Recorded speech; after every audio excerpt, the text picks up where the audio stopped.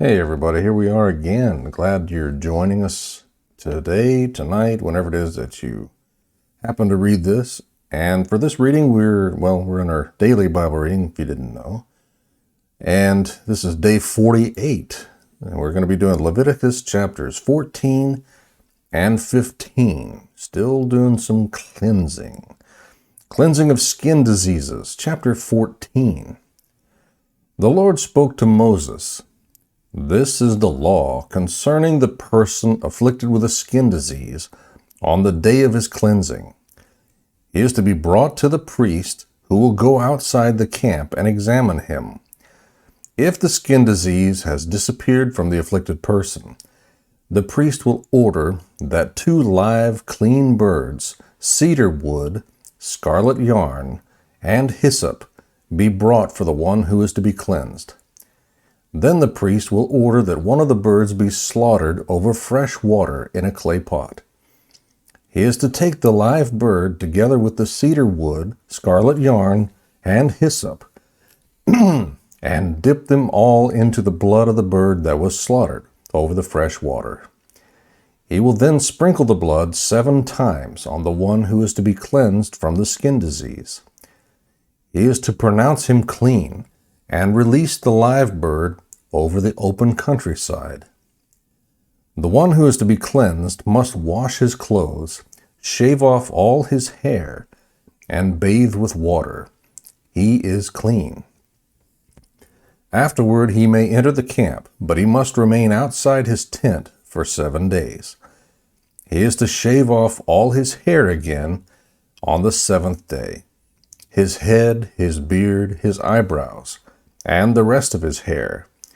He is to wash his clothes and bathe himself with water. He is clean. On the 8th day he must take 2 unblemished male lambs, an unblemished year-old ewe lamb, a grain offering of 6 quarts of fine flour mixed with olive oil, and 1/3 of a quart of olive oil. The priest who performs the cleansing will place the person who is to be cleansed together with these offerings before the Lord at the entrance to the tent of meeting.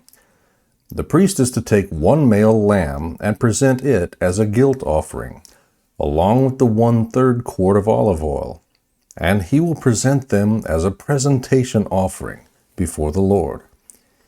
He is to slaughter the male lamb at the place in the sanctuary area where the sin offering and burnt offering are slaughtered, for, like the sin offering, the guilt offering belongs to the priest. It is especially holy. The priest is to take some of the blood from the guilt offering and put it on the lobe of the right ear of the one to be cleansed, on the thumb of his right hand, and on the big toe of his right foot. Then the priest will take some of the 1/3 quart of olive oil and pour it into his left palm. The priest will dip his right finger into the oil in his left palm and sprinkle some of the oil with his finger 7 times before the Lord. From the oil remaining in his palm, the priest will put some on the lobe of the right ear of the one to be cleansed, on the thumb of his right hand, and on the big toe of his right foot, on top of the blood of the guilt offering. What is left of the oil in the priest's palm, he is to put on the head of the one to be cleansed. In this way, the priest will make atonement for him before the Lord. The priest is to sacrifice the sin offering and make atonement for the one to be cleansed from his uncleanness. Afterward, he will slaughter the burnt offering. The priest is to offer the burnt offering and the grain offering on the altar. The priest will make atonement for him, and he will be clean. But if he is poor and cannot afford these things, he is to take 1 male lamb for a guilt offering to be presented in order to make atonement for him, along with 2 quarts of fine flour mixed with olive oil for a grain offering, 1/3 of a quart of olive oil, and 2 turtle doves or 2 young pigeons, whatever he can afford, one to be a sin offering and the other a burnt offering. On the 8th day he is to bring these things for his cleansing to the priest at the entrance to the tent of meeting before the Lord. The priest will take the male lamb for the guilt offering and the 1/3 quart of olive oil, and present them as a presentation offering before the Lord. After he slaughters the male lamb for the guilt offering, the priest is to take some of the blood of the guilt offering and put it on the right earlobe of the one to be cleansed, on the thumb of his right hand, and on the big toe of his right foot. Then the priest will pour some of the oil into his left palm. With his right finger, the priest will sprinkle some of the oil in his left palm 7 times before the Lord. The priest will also put some of the oil in his palm on the right earlobe of the one to be cleansed, on the thumb of his right hand, and on the big toe of his right foot, on the same place as the blood of the guilt offering. What is left of the oil in the priest's palm, he is to put on the head of the one to be cleansed, to make atonement for him before the Lord. He is to then sacrifice one type of what he can afford, either the turtle doves or young pigeons, one as a sin offering and the other as a burnt offering, sacrificing what he can afford together with the grain offering. In this way, the priest will make atonement before the Lord for the one to be cleansed. This is the law for someone who has a skin disease and cannot afford the cost of his cleansing. Cleansing contaminated objects. The Lord spoke to Moses and Aaron. When you enter the land of Canaan that I am giving you as a possession, and I place a mildew contamination in a house in the land you possess, the owner of the house is to come and tell the priest, something like mildew contamination has appeared in my house. The priest must order them to clear the house before he enters to examine the contamination, so that nothing in the house becomes unclean. Afterward, the priest will come to examine the house.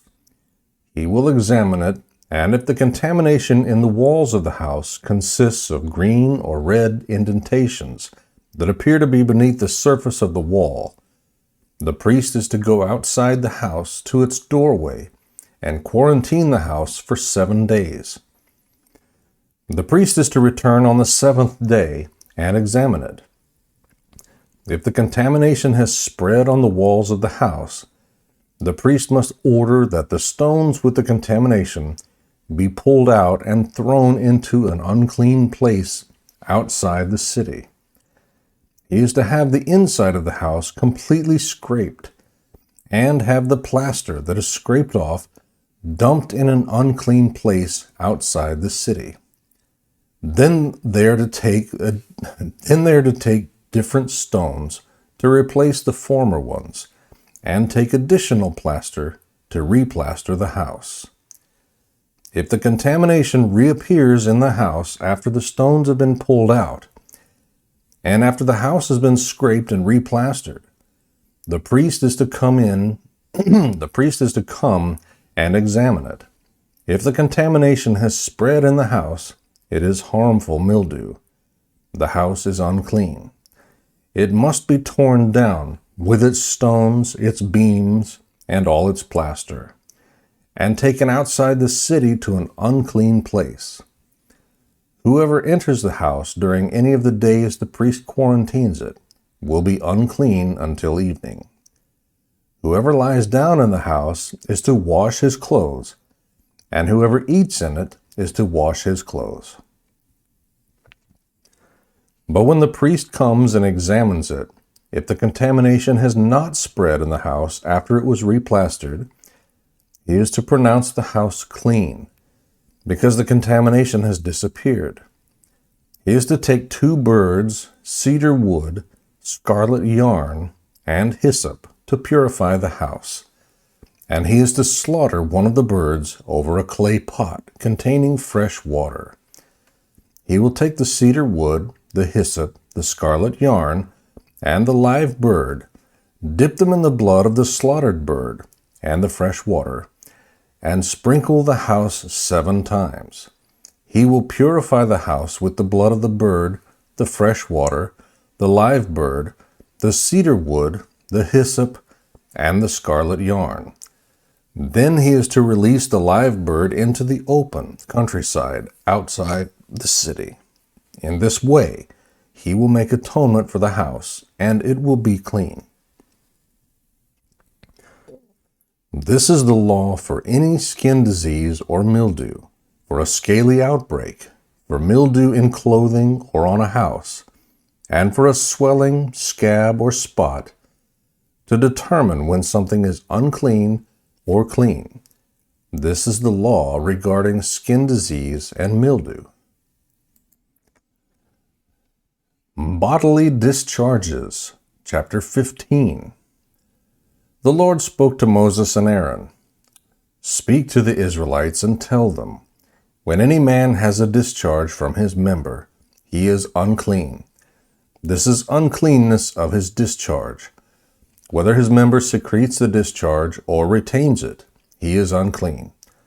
All the days that his member secretes or retains anything because of his discharge, he is unclean. Any bed the man with the discharge lies on will be unclean, and any furniture he sits on will be unclean. Anyone who touches his bed is to wash his clothes and bathe with water, and he will remain unclean until evening. Whoever sits on furniture that the man with the discharge was sitting on is to wash his clothes and bathe with water, and he will remain unclean until evening. Whoever touches the body of the man with the discharge is to wash his clothes and bathe with water, and he will remain unclean until evening. If the man with the discharge spits on anyone who is clean, he is to wash his clothes and bathe with water, and he will remain unclean until evening. Any saddle the man with the discharge rides on will be unclean. Whoever touches anything that was under him will be unclean until evening, and whoever carries such things is to wash his clothes and bathe with water, and he will remain unclean until evening. If the man with the discharge touches anything without first rinsing his hands in water, the person who was touched is to wash his clothes and bathe with water, and he will remain unclean until evening. Any clay pot that the man with the discharge touches must be broken, while any wooden utensil is to be rinsed with water. When the man with the discharge has been cured of it, he is to count 7 days for his cleansing, wash his clothes, and bathe his body in fresh water.